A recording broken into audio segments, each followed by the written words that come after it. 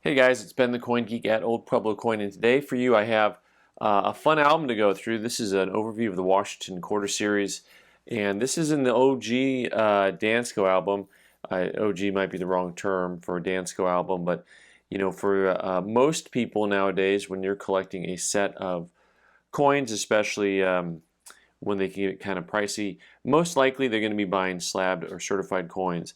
And this professional collector here had put together a fairly nice looking set of Washington quarters, and we're going to go over some of the highlights of the Washington Quarter Series and look at some specific coins and just talk about some fun stuff. So enjoy the ride. Here we go. The Washington Quarter Series is one of the easier series to understand from a price point perspective because of these two coins up front here, the 1932 from Denver and the 1932 from San Francisco.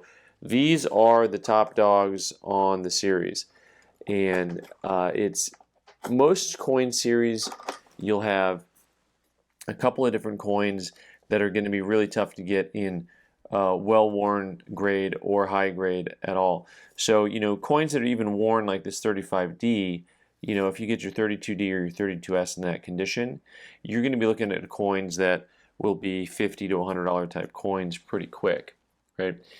And once you get into higher grades, especially on the 32D, an AU can be a $300 to $600 coin. The 32S, it's probably $150 to a $300 coin. Let's look at the back of those real quick and look at the mint marks. Just make sure that they're okay.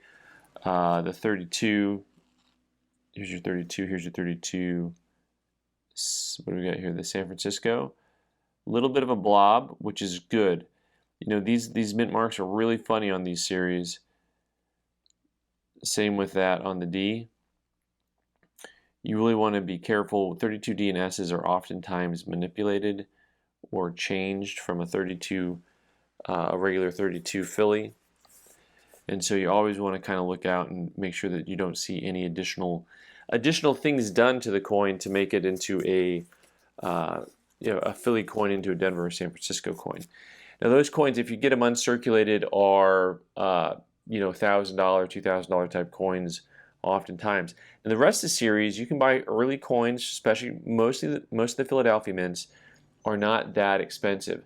Most of the Philadelphia mint coins, uncirculated from the earlier years, are going to be somewhere in the $75 to $150 range, pretty consistently in that ballpark.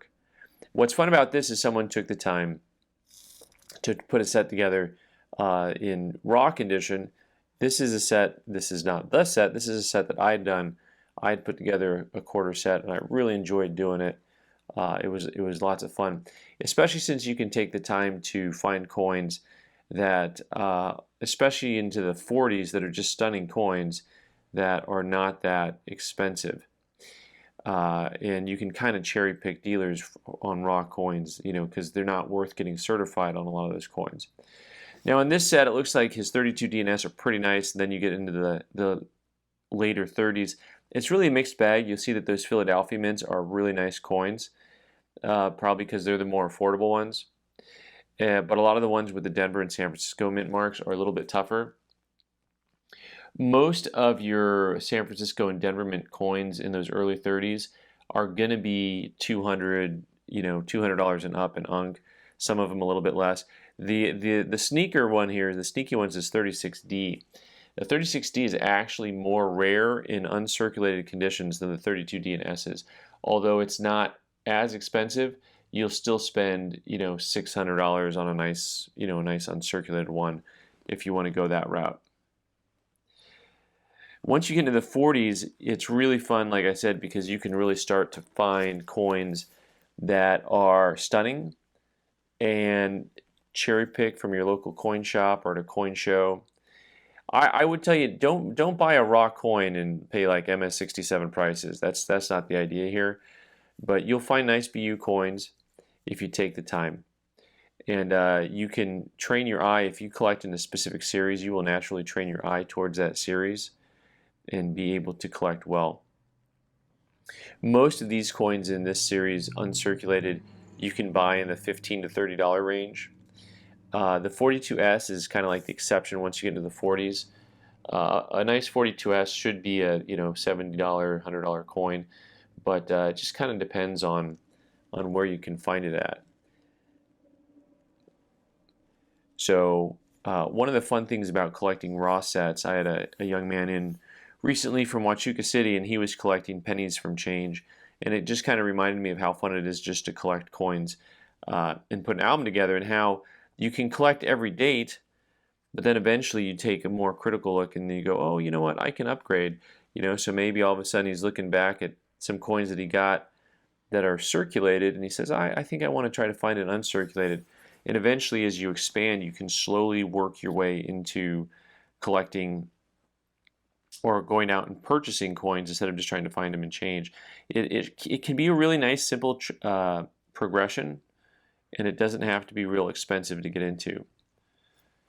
But once you get out of the 40s into the 50s, it's the same thing. You can just cherry pick all day. Some of my favorite coins always, these San Francisco Mint coins from the early 50s, especially it seems like 52S, 53S, are oftentimes just ridiculously stunning. They are super lustrous, and some of the nicest coins that I've ever owned were the 52S and 53S Washington quarter. For whatever reason, those things are just luster bombs. They're just unbelievable. And amazingly also, you'll notice some of these Philly coins from the same time period are pretty nice. And so a fun area to get into, trying to find some of those raw. This set actually has proof coins in it. So, what the collector had to do at some point in time was you got to find someone who has proof coins to take out of albums.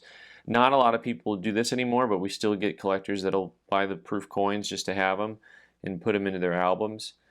Maybe you still do that. Maybe you like collecting by albums and putting coins in them. It is still exciting to be able to fill a hole. And then most of your proof coins, your modern proof coins, you can buy nice ones for $1 or $2. There's a few silver ones scattered in there. And then this album, let's see, what does this album go through? This album, oh, he's got extra proofs in the back. This album went through 98 before you get into the Statehood Quarter series. And then it looks like at the back he had some extra proofs, the first proofs from the 50s. What's interesting about these albums here is the earlier proofs, generally they don't have, they usually start the proofs in the 70s. See here, 68, pretty close. So your 68 is your first proof on the series in the album, although Overachiever here, he went ahead and got those ones from the 50s and put them in, which is kind of fun. The earlier coins have pretty low mintages, and they're kind of tough to come by. So he took the time to go ahead and put some proofs in. He did the extra credit work. So really, it's a pride of ownership type issue whenever you can get to a collecting at this level. Trying to improve your set one coin at a time, one page at a time, and really quite delightful. So let me know if you guys collect this way still, or maybe you only buy slabs. Thanks so much for watching. I'm Ben the Coin Geek. You can comment below. You can go ahead and subscribe. You can watch more videos. Thanks for watching.